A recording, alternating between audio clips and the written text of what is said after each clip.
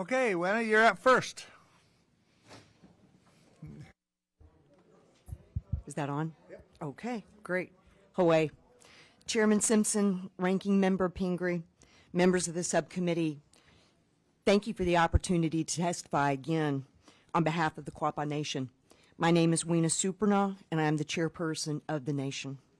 Once again, I am here today to ask that the United States, through this committee, help close a dark chapter in our history. Almost immediately after the establishment of our reservation, up through the 1960s, the Bureau of Indian Affairs oversaw the systematic removal of virtually all valuable natural resources from our reservation. The Bureau authorized mines on our land that from 1917 to 1947 alone produced more than 20 billion worth of lead and zinc. Our tribe hardly saw a dime. The pillaging of our resources alone was devastating, but that's not even the worst of it.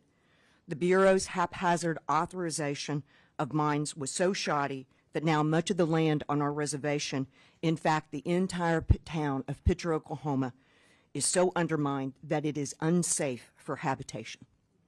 That's still not all. The BIA also authorized the mining companies to dump their toxic waste on our farms and on our fields. Some of these piles are over 80 to 90 feet high. The Bureau of Indian Affairs didn't just allow our resources to be stolen, they also allowed our reservation to be poisoned for generations. Our pleas for justice fell on deaf ears for more than 100 years. But finally, in 2012, a Congress member from the state of Oklahoma with a deep understanding of our history stepped in. I'm incredibly grateful that this outstanding champion for Indian country, Congressman Tom Cole, now has the distinguished honor of chairing this very committee. Congressman Cole introduced legislation that gave the Quapaw Nation and our co-claimants the ability to seek restitution from the United States in the U.S. Court of Federal Claims for the damages alleged in the case of Thomas Charles Bear et al. Versus the United States. We had a historic opportunity and worked diligently with the co-claimants and the United States to come to an agreement. And on January 9th, 2020, the court entered a historic settlement of the Bear case.